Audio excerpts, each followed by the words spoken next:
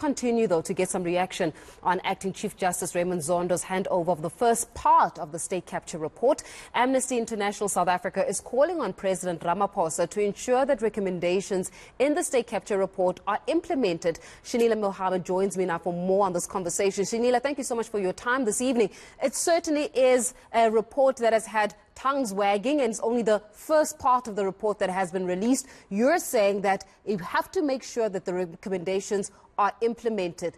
Do you trust that the recommendations will be implemented based on how this is not the first commission of inquiry we've had as a country, and would not be the first time that we see a laxed approach to implementing recommendations? Good evening, Faith, and good evening to your viewers.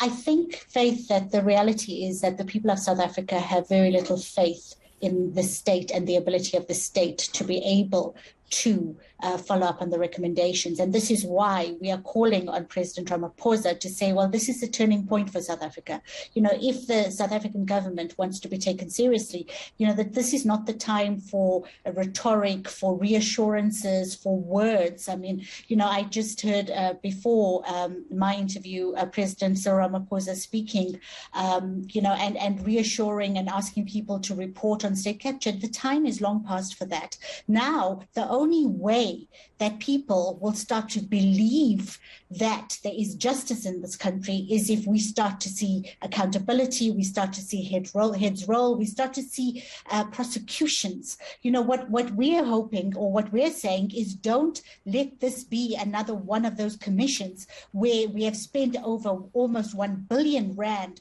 and it's been over 4 years, and the horrifying details that have come out in just part one. We need to start seeing movement, and we need to start seeing movement quickly, because I feel like the public faith in the justice system and in the state is at its lowest in the country. You know, I was having a conversation with Ethel Williams just about a few moments ago regarding his role in being able to speak out against corruption when it came to his own employer, Bain & Co. And they've been implicated, of course, and he was saying that he had to flee the country because he was just fearing for his life. It also was noted within the report itself that the Deputy Chief Justice was saying that government needs to introduce legislation and amend existing legislation which is meant to protect whistleblowers. Is there political will to actually protect these whistleblowers? Because without their testimony, without them having to come forward, we wouldn't even have some of these outcomes as well as these revelations that we're seeing today. Well, you know, Justice Zondo takes it even one step further, Faith, and he says that the whistleblowers should also be rewarded, and that, you know, people should be encouraged to come out and speak against what is going on. But I think the biggest problem we face is what Ethel raised in his interview with you, is that there is absolutely, and there has been absolutely no political will to defend or to protect whistleblowers. They have been left on their own. They have been left vulnerable.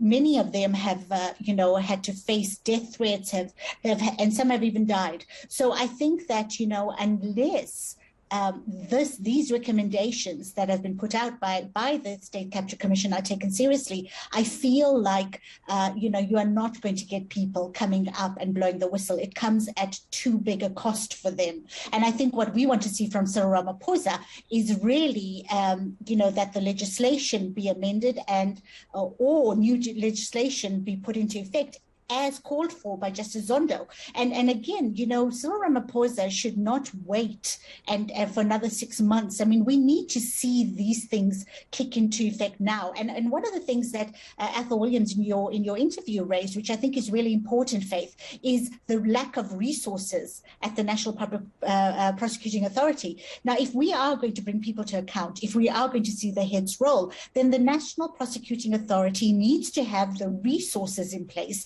to be able to do that. And so the president needs to tell us how this is going to happen. We don't want to see Shamila Batoy coming up again and telling us, well, you know, it takes a long time, we don't have resources, etc. South Africans are tired of excuses, because at the end of the day, Faith, every rand that is lost is stolen from the dignity and the quality and the human rights of the people of South Africa. And so this is what, you know, we are facing here. And I think that this is now make or break for South Africa and for the government of President Cyril Ramaphosa.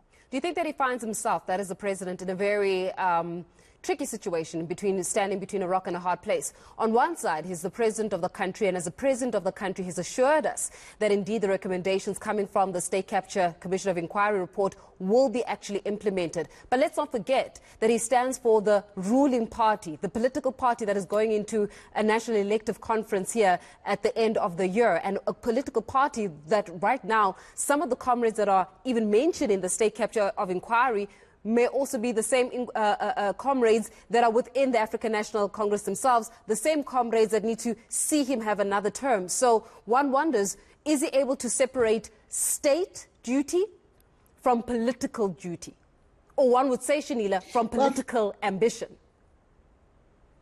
Well, I think, Faith, this remains to be seen. And, as you're saying, the report has been damning on the ANC, and this is just part one. And as your reporter said, there's still the Bosasa issues. There's still a whole lot of other issues that are coming up. So, I mean, I think that, the first step for the president, if he is serious, is to, really the accountability and the heads must roll within the ANC.